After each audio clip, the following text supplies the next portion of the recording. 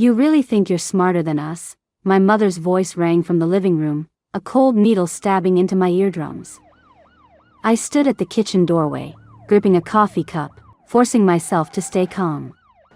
My father leaned against the armrest of the sofa, his gaze sharp, like a steel blade ready to cut through the air. My sister, Lena, sat at the dining table, tapping her toes against the floor like a trapped bird. I took a deep breath, trying to steady the trembling in my hands. Ever since I was a child, I had been the invisible one in our family. My mother always praised Lena's achievements, my father quietly complimented her in his office, while I, Sophia, learned to remain silent. Every birthday, Lena had extravagant parties with twinkling lights, friends, and relatives. Her cake always bore the gleaming letters, "Happy birthday, Lena." I got a simple cake and perfunctory wishes, so minimal that even the restaurant staff often forgot my name. "Sophia, why the long face again?" My mother stepped over the carpet toward me, holding a silk scarf as if it could comfort my heart. Her gaze carried the usual condescension, silently telling me, "You will never understand our world." I set down my coffee cup, my voice low. "I'm just tired. I don't want to participate in this fake celebration anymore." My father snorted, slamming the newspaper onto the table. "You think we treat Lena well to ignore you? You're always so sensitive." "Sensitive?" I echoed, meeting his eyes.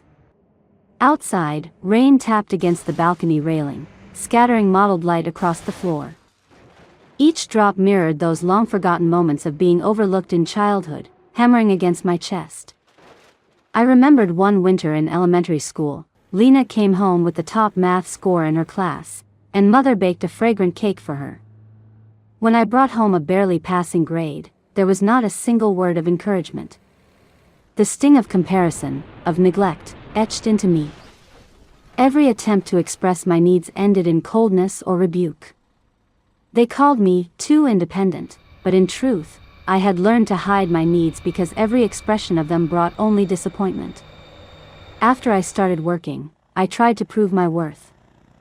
As a project coordinator at a nonprofit, I worked long hours, meticulously preparing proposals, even applying the social skills Lena displayed at her birthday parties to my meetings.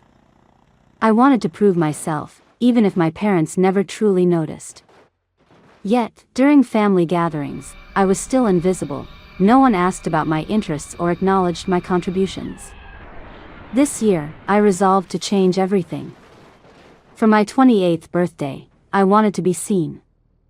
I clearly communicated my wishes: a simple dinner with family and a few familiar faces, a customized cake, just enough to feel acknowledged.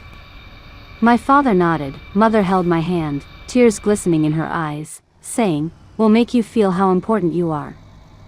For a moment, warmth and hope returned to me. But on the day itself, reality shattered my expectations. My parents took me to a local chain restaurant. The candles on the table were nearly extinguished by the draft.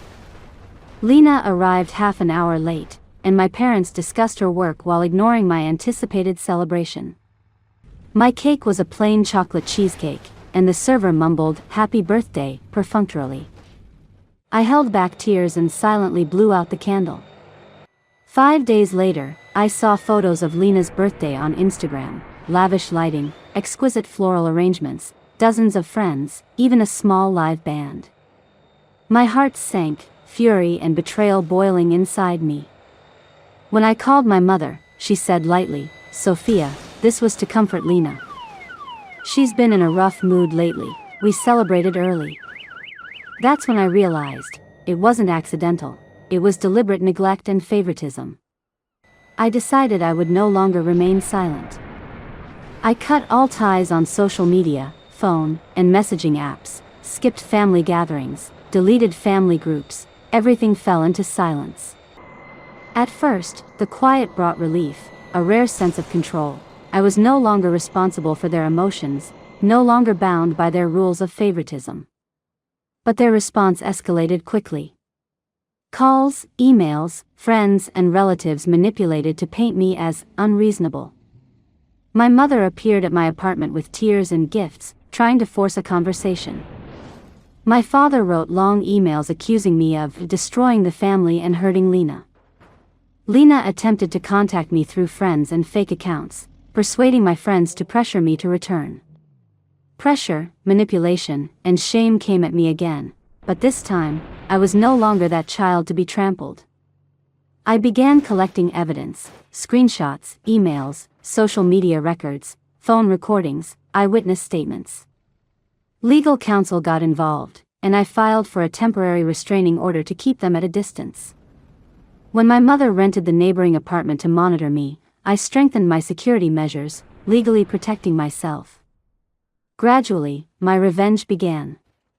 It was no longer emotional, it was precise, calculated, and effective.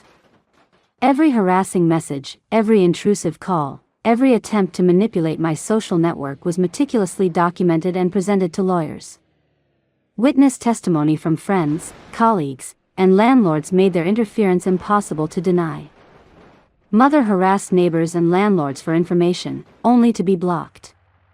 Father tried pressuring me through company contacts, thwarted by HR. Lena spread false information online to make it appear I had broken down, but I reported it with evidence, and her posts were deleted, accounts suspended.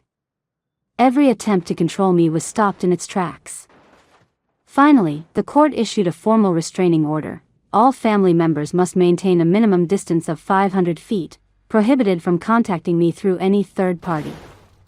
Outside the courtroom, they looked stunned, helpless. Mother cried out, "We just wanted to protect you." The judge said calmly, "Intent does not justify behavior, the impact of actions is the measure." Father's face turned pale. Lena sobbed, trembling, pleading softly, "Sophia, please, don't do this." I responded coldly, "From today, I am no longer responsible for your emotions. Your attempts to control me are over." Walking out of the courtroom, my steps felt light. Rain had stopped, and sunlight streamed through the curtains. I didn't feel lonely, I felt the weight of freedom for the first time. The past humiliation and neglect became the foundation of my resolve, the old anger and resentment, the tools of my calculated revenge. In the weeks that followed, my mother tried emails and relatives to apply pressure, Lena publicly called for my return on social media, and my father hired lawyers to overturn the order. Each attempt was met with legal precision, each one a failure. Their impotent rage, anxiety, and trembling became my clearest symbols of victory. At last, I felt unparalleled calm. I focused on work and friends, my life free of immediate psychological pressure. Even if my family continued trying to influence me, I understood that protecting myself and setting boundaries mattered more than maintaining any harmful relationship. Freedom, at last, was mine.